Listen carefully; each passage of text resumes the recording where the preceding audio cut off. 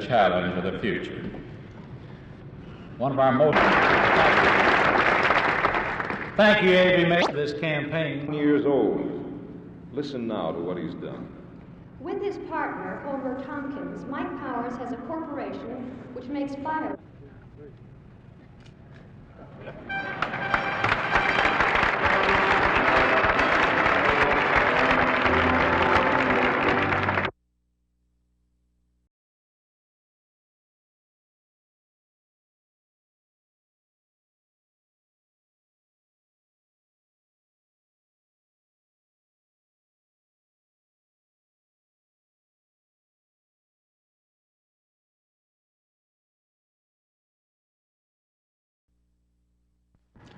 Well, basically, we're going to use the 4 wide receivers, and we'll probably use them if they're healthy and all.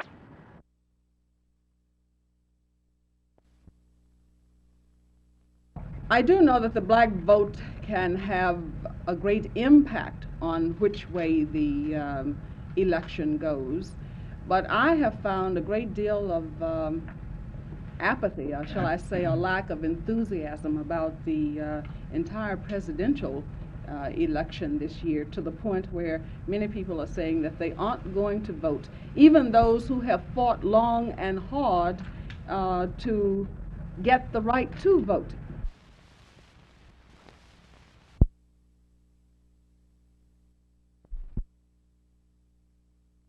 About 24 protesters greeted the United Fund backers who came to launch the campaign for $9,409,916. But those few who protested the collection tactics of the fund were ignored at the box luncheon inside the auditorium as the good news of the over 336,000 persons benefiting from the campaign was lauded. Avery Mays introduced scores of people who have volunteered to do the work of raising the money that will support such agencies as the Dallas Association for Retarded Children, Big Brothers, and the Dallas Services for the Blind. Channel 8's Bob Gooding and 4's Judy Jordan also spread the good news of United Fund success stories, and H.D. Shoddy, General Campaign Chairman, lit the giant symbol of fair share giving. Outside, they're protesting extortion. Inside, they praised volunteerism. It's all in how you interpret the words fair share. For Channel 8 News on the Move, this is Judy Hanna.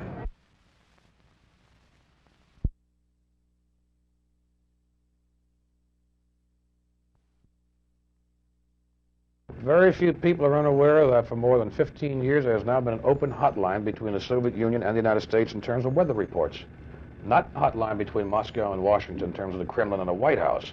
There has been an open hotline that is used by both the Strategic Air Command and the Soviet equivalent, where the pictures and information from our satellites and weather stations and from theirs are fed into a single pool, and this information is made available to both. This has been going on for years.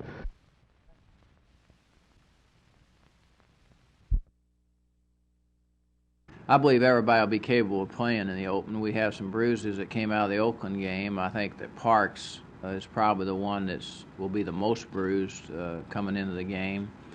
However, I think he'll be ready. I think that Jethro Pugh is bruised up some on his shoulder, and he'll have some handicap. But I think they'll all be ready. When the season opens, usually the players will come out and play. Are you leaning toward the possibility of activating Dan Reeves for Sunday's game? Well, this is a possibility in our thinking right now. We feel like that Dan is very capable. He knows our system exceptionally well.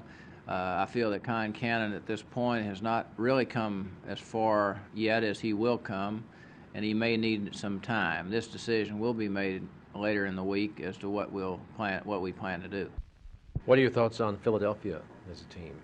Well, Philadelphia worries us some in that they finished so strong defensively last year. They're a very complicated defensive team, and they use many, many different sets, both in the line and in the secondary. They're a zone team, basically, and they'll tend to make you look kind of bad in the game. So hopefully that we'll be able to handle their defense and control their offensive team.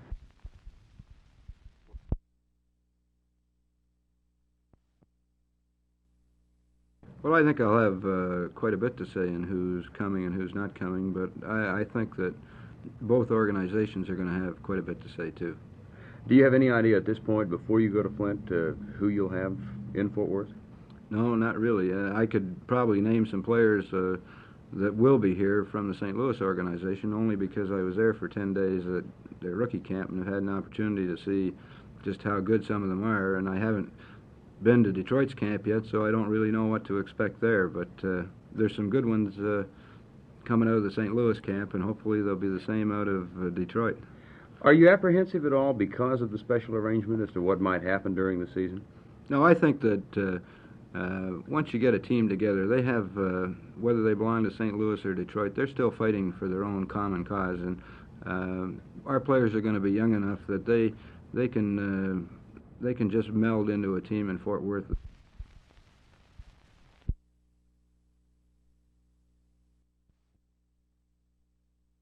Sure. I'm just hoping I don't hit the guy on the top of the head again. Does that cause you, that concern, to maybe want to hold back a little bit? Or are you going to just have to go in and start wailing away? Well, I don't think I can fight if I hold anything back. That's just not my style, and I just can't fight if I hold back. So it's made me pinpoint my punches a little bit more, especially my left hand. I don't throw my right that much anyway. But it's just made me watch what I'm throwing a little bit more.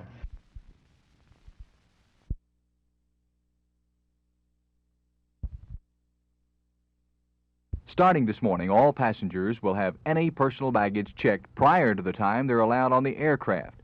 American officials say the reasons are twofold. First, to try and eliminate some of the skyjackings, and secondly, to protect the passengers. American has set up a table just inside the boarding area to check the baggage. Then they place a tag across the lock, which is inspected prior to the actual boarding of the aircraft. The average passenger, however, doesn't seem to object to the inspection. Does it offend you to have your luggage searched like this? No, it doesn't. Why? Because it's good for security because of the hijacking we've been having lately. Does it offend you to be searched like this? No. Why?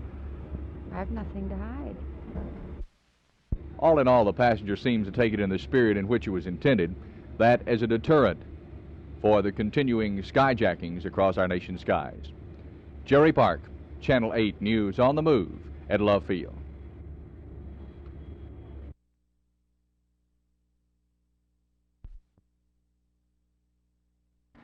We studied it, we reviewed it, and if there had been any question, well, we'd certainly supply them that information in advance if they, saw fit to do so. But I can't find any way in the contract that takes away any of the control of the of the Fort Worth Zoo than we now control.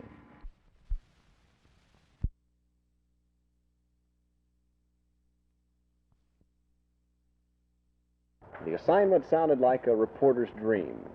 Cover a cooking show. So off we trudged to the Dallas Marriott to put our best stomach forward. This was no ordinary cooking show. Oh no, this was the for men only cooking show.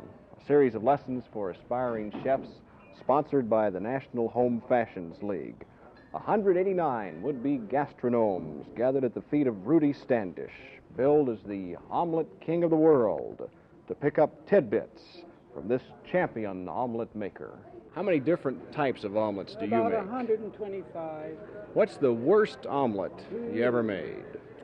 Well, I don't think you should ask that. I think the important thing that they're all good omelets, but it just may not be your cup of tea. Well, what's the worst omelet you ever ate? Well, it was a vegetable omelet, and I think it was Chinese sprouts. But it was my fault it was the worst omelet because I didn't saute them first. I just didn't prepare them properly, and it did not satisfy me. After Rudy's lessons, it was eats on the house. So all present had a dab of omelet, and another dab of omelet, and another round, and another round.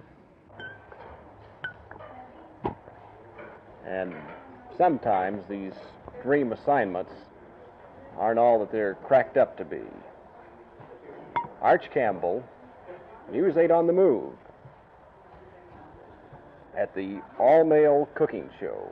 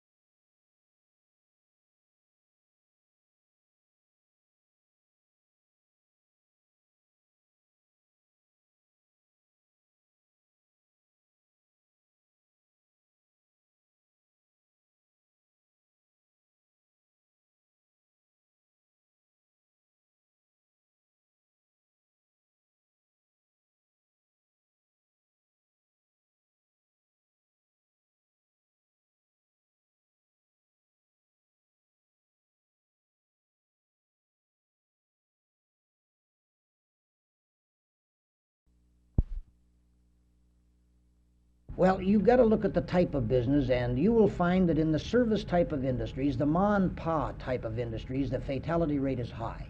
In some areas of the country, it will run as high as 50%. Would this be the franchise business? Well, that's included in a great deal of it, yes. And we know that this is a very difficult area.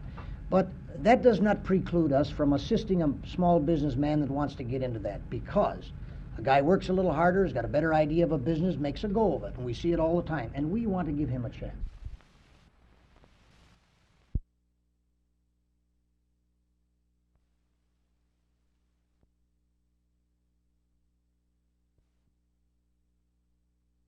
Fort Worth schools have been violence-free so far this school year, but the classroom teachers here aren't taking anything for granted. A task force of teachers and administrators has spent a year making up new policies to deal with discipline problems.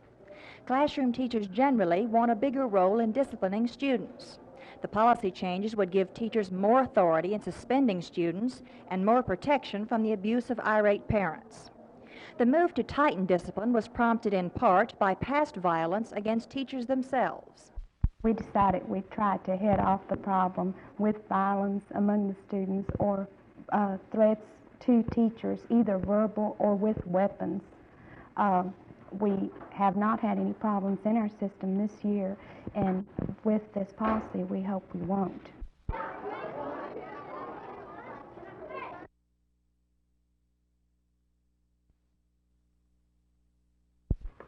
I personally feel that we can propose a tax rate for the city of Fort Worth next year at $1.69, the same as it was last year.